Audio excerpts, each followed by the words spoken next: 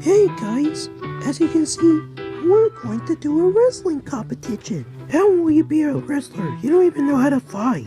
Doggy, take a chill pill, okay? We're just doing this for a quick challenge. Oh, that's cool. I like wrestling. That means you can call me the Takedown Girl, which is Abigail Takedown Girl Wrestler. And you can call me Conroy el Gatodor, which means Conroy the Wrestler Cat. What do you say, doggy, please? I'm not sure about that. Come on, please. Alright, my kids, you can be wrestlers. Yay!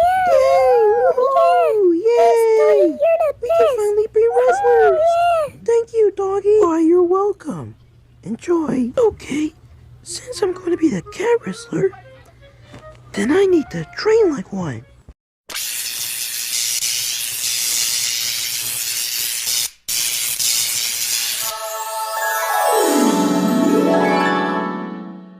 Alright, let's go wrestle. Introducing Conroy el Gatodor. And Abby, the Takedown Girl. Hiya!